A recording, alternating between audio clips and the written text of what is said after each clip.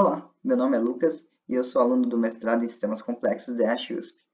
Hoje eu trago para vocês um modelo comparativo de regimes democráticos e autocráticos.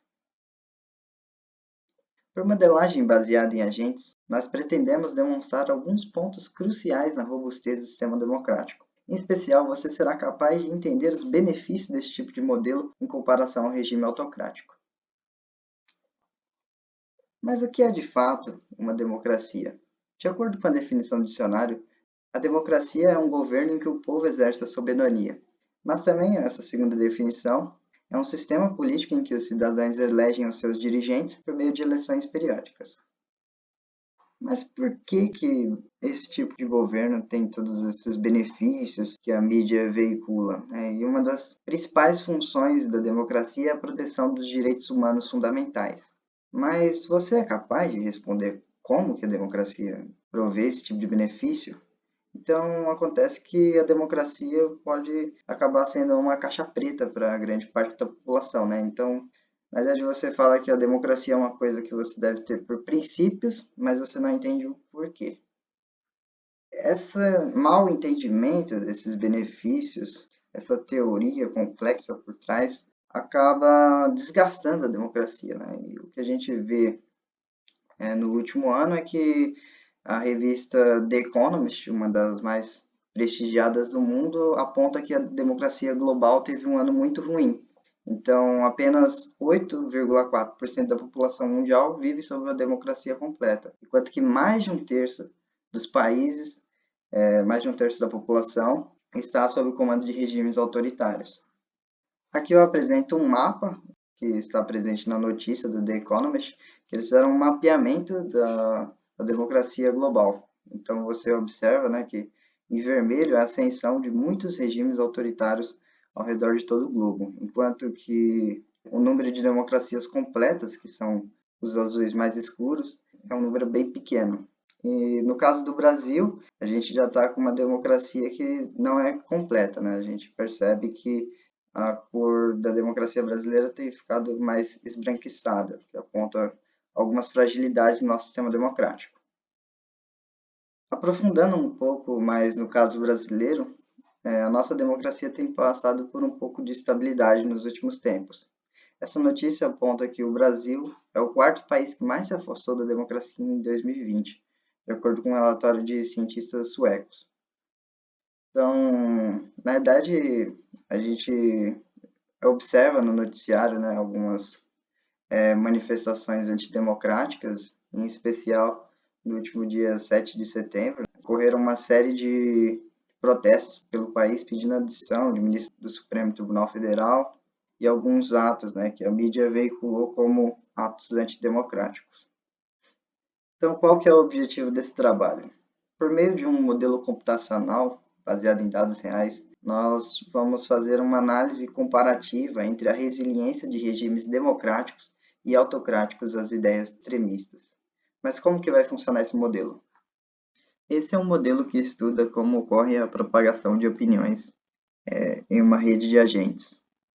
Aqui você percebe que há duas configurações possíveis de opinião. Nós observamos que alguns agentes estão com umas cores mais claras e outros agentes estão com azuis mais escuros. Essas cores representam qual é a opinião do agente com respeito às ideias democráticas.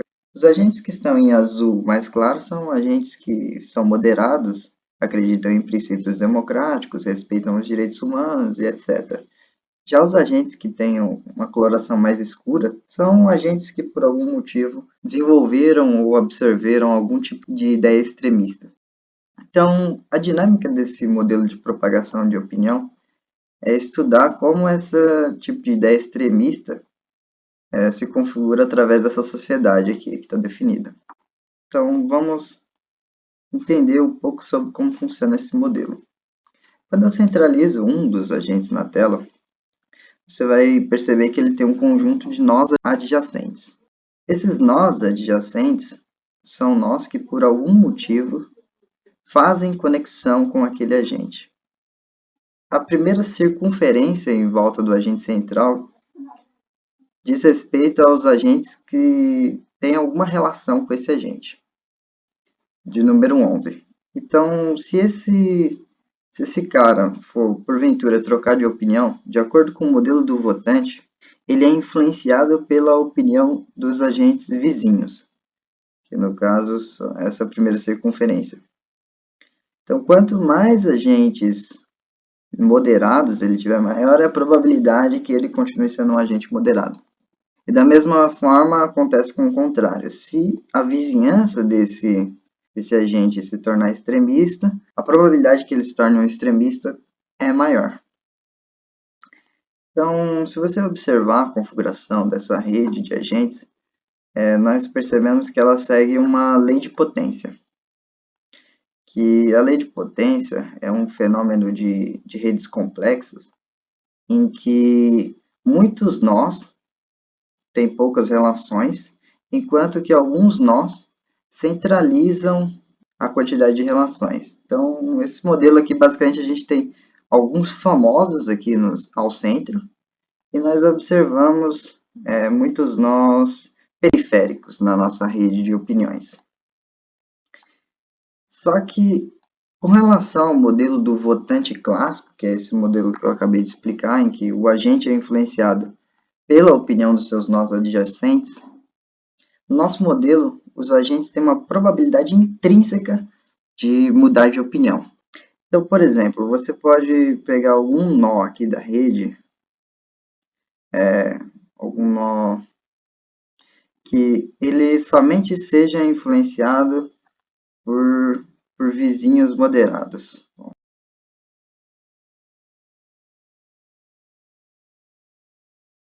De acordo com o modelo do votante clássico, em que o nó central ele absorve a opinião dos seus vizinhos, o nó de número 95 ele é impossível ele se tornar um agente extremista na iteração desse modelo. Porque quando ele for perguntar pela opinião dos seus vizinhos para descobrir qual será a nova opinião, 100% dos seus vizinhos são moderados. No modelo do votante heterogêneo, esse nó tem uma probabilidade intrínseca de mudar de opinião. Então, há uma distribuição de probabilidade que determina quão provável é a mudança de opinião desse agente para um agente extremista. Em nosso modelo, para modelar essa distribuição de probabilidade, nós consultamos alguns dados secundários da Spring Global Survey, que analisou como está a democracia em algumas dezenas de países. E eles encontraram que, entre os indivíduos que relataram má situação econômica, a insatisfação com o modelo democrático é muito maior, enquanto que aqueles que relataram boa situação econômica são muito mais propícios a aceitarem a democracia como modelo preferencial. Para efetivamente modelar o surgimento de ideias destrutivas na sociedade, tomamos a amostragem de um único valor da distribuição de probabilidade que determina o surgimento de ideias destrutivas e tomamos esse valor como um fator limitante para o surgimento de ideias extremistas. A partir desse valor amostrado, nós supomos uma distribuição normal que terá na média do intervalo da distribuição uniforme do valor amostrado. A amostragem de um novo valor a partir dessa distribuição normal determinará a probabilidade de um agente tomar uma ideia destrutiva como a ideia da próxima iteração. A dinâmica desse modelo baseado em agentes é simular como a configuração de ideias pela sociedade influencia na eleição de alguns agentes líderes da sociedade. No canto superior da tela, você pode observar um conjunto de nós. Esses nós definidos no canto superior são os representantes eleitos por esta sociedade. A realização de eleições periódicas foi modelada através de um modelo bayesiano. No teorema de Bayes, cada agente terá uma probabilidade de ser eleito com base em duas estimativas. A primeira é a probabilidade a priori de um agente qualquer ser eleito. Suponha que um agente tenha uma opinião moderada. O público que representa a probabilidade a priori desse agente moderado ser eleito é a quantidade de agentes moderados nessa população. Agentes que compartilham a mesma opinião entre si representam um melhor escopo eleitoral para aquele candidato. Já a probabilidade de verossimilhança, que é uma probabilidade que desempata a eleição, diz respeito à popularidade daquele agente na rede. Suponha dois agentes. Suponha o agente número 4, que ele tem alguns links, e o agente 113. O agente 113 tem uma influência muito maior nessa rede, então a probabilidade dele ser eleito é muito maior. A realização da eleição é determinada por uma roleta eleitoral. Cada agente terá uma seção dessa roleta com base na probabilidade definida pelo Teorema de Bayes. Os 10 primeiros agentes sorteados pela roleta, nesse caso, serão eleitos como os representantes dessa sociedade. No lado esquerdo da tela, você observa quais são as probabilidades de eleição de cada um dos candidatos. Na terceira coluna, a gente observa esses resultados. Neste caso, o agente 113 tem 10% de chance de ser eleito. Repare que os agentes de opinião número 0, que são os agentes moderados, têm, em média, probabilidades de eleição muito maiores que os agentes de número 1, que são os agentes de opinião extremista. Isso ocorre porque essa configuração dessa rede tem uma preferência muito maior por agentes moderados, pois a maioria é composta por agentes desse tipo. Repare que as probabilidades de eleição de agentes mais extremistas é menor. O ponto principal desse modelo é simular como que modelos de sociedade com diferentes regimes de poder são efetivos no combate às ideias destrutivas. Por exemplo, se você supor que há 10 representantes eleitos a cada iteração desse modelo, nós podemos observar como será a distribuição de ideias, né, nesses líderes. O objetivo desse jogo é impedir que a maioria simples desses agentes sejam extremistas, porque se você tiver um governo que é predominantemente dominado por extremistas, não é possível garantir que esses agentes não tenham ideias que violem os direitos humanos, violem os princípios constitucionais, então essa democracia ela basicamente fica em risco. Então aqui eu posso brincar com o tamanho da população, a quantidade de número eleitas e a proporção de imunizados às ideias destrutivas. Na verdade é uma proporção de agentes que em nenhum momento será receptível às ideias destrutivas. Nesse caso eu vou definir como zero, e eu posso definir também como que é o estado da economia, que neste caso eu vou definir como a economia como sendo boa. Vamos chamar essa rede aqui, vou dar um send aqui. Então você vai ver que carregou uma nova rede de opiniões.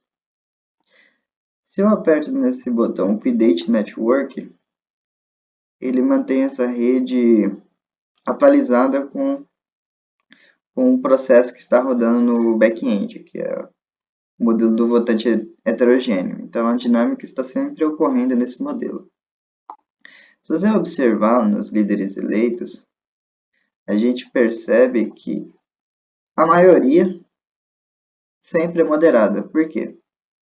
Porque na eleição nós observamos que os agentes de opinião moderada têm um escopo eleitoral muito maior na sociedade em caso de uma economia muito boa.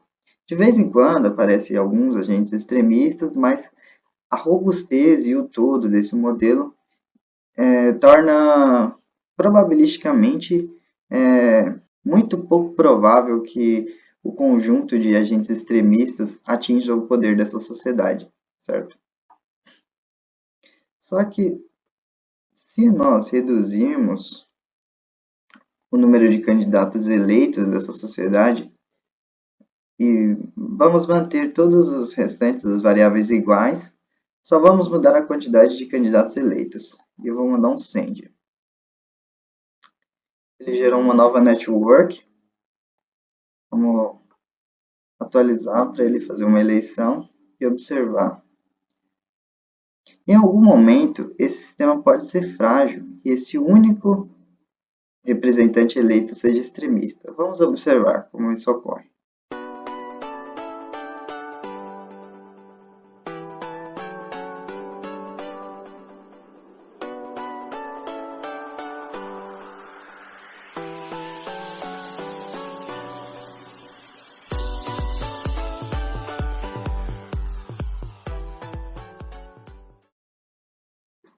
Repare que nesse modelo nós conseguimos escolher um agente aleatório ao acaso. Isso ocorre pela falta de robustez do esquema em que há um único representante eleito. Então, em uma autocracia, esse modelo é praticamente estatisticamente frágil. Então, na configuração de sociedade, na configuração de sociedade em que há um conjunto muito maior de representantes eleitos e esses representantes atuam de forma independente, é muito pouco provável que essa democracia seja submetida a um modelo de liderança extremista, porque o modelo é muito mais robusto.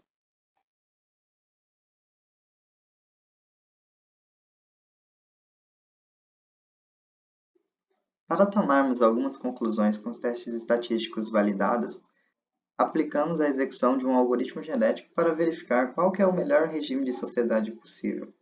A aplicação do algoritmo genético consiste em criar aleatoriamente uma população inicial com variados regimes de poder. Então, essa população de regimes de poder será submetida a um avaliador, uma função de avaliação que determina o quão bom é aquele regime de população, aquele regime de poder, em combater ideias destrutivas. Um novo processo de seleção natural ocorrerá nesse modelo antes que a próxima população seja gerada. Ao final de vários ciclos, as populações evoluem naturalmente para os melhores regimes de poderes possíveis, de acordo com a função de avaliação. Nós temos que o algoritmo genético rodará por 10 gerações e em cada geração a população é composta por 1000 sociedades. E essas sociedades podem conter aleatoriamente os seguintes genes: a condição econômica pode ser boa ou ruim, o número de eleitos no poder, que varia de 1, 3, 5, 10, 20 e 50, e a proporção de imunizados, em que variamos de 0% a 20%. A partir da evolução natural definida pelo algoritmo genético, nós analisamos a proporção dos genes resultantes na população inicial 0 e na população inicial na geração número 10. Nós percebemos que é muito vantajoso que as democracias desenvolvam boas situações econômicas. Isso favoreceu com que o regime combatesse a ascensão de ideias extremistas, o que de certa forma é um resultado trivial e já esperado para esse modelo. A análise mais relevante com relação a esse trabalho diz respeito à seleção da quantidade de representantes eleitos, que toca o objetivo desse trabalho. Nós observamos que, naturalmente, os modelos de sociedade com um único representante eleito, que no caso seria uma autocracia, ou modelo de sociedade com poucos representantes eleitos, no caso 3 ou 5, que poderia ser configurado como oligarquias, começa a entrar naturalmente em extinção. Observe essas três curvas em cinza, laranja e azul, que a tendência é de decréscimo e extinção desses modelos de sociedade. Por outro lado, as democracias elas têm uma ascensão. Também observamos qual o comportamento da proporção de imunizados no algoritmo genético. Aqui você percebe que claramente a proporção de imunizados em que é maior obtém vantagem. Mas nós ainda não observamos a extinção de populações em que a proporção de imunizados de 0 e 0,1 suma esse tipo de genes da sociedade.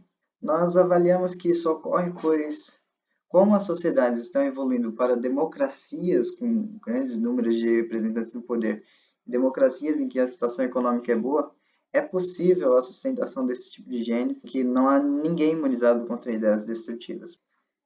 E nós fizemos mais uma análise que diz respeito à imunidade de rebanho, pois constatamos que democracias com más situações econômicas podem estar vulneráveis à queda e ascensão de ideias extremistas. Esse parâmetro, que diz respeito à porcentagem de imunizados na população, pode fazer com que democracias em situações econômicas ruins consigam impedir que ideias destrutivas tomem o poder. Observamos que, a partir de 25% de imunizados a ideias destrutivas na população, a quantidade de gerações necessárias para que ideias extremistas tomem o poder é muito grande. Então, a nossa recomendação é que, a partir da população atual, da configuração atual da população, mais 25% das pessoas recebam uma formação crítica que explique todos esses princípios democráticos para fornecer um percentual de imunização e garanta a estabilidade desse regime democrático. Nossas conclusões: observamos que os regimes autocráticos são tão desvantajosos que entram naturalmente em extinção quando submetidos a um algoritmo genético.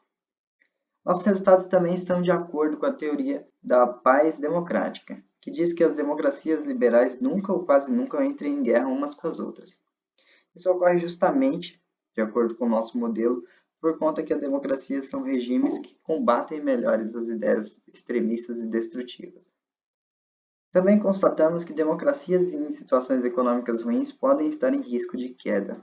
Contudo, se educarmos mais 25% da população desses países, garantimos a estabilidade do regime democrático mesmo em maus contextos econômicos. Essas são as referências bibliográficas usadas para a construção do nosso modelo computacional. Agradeço por acompanhar o vídeo até aqui e até a próxima.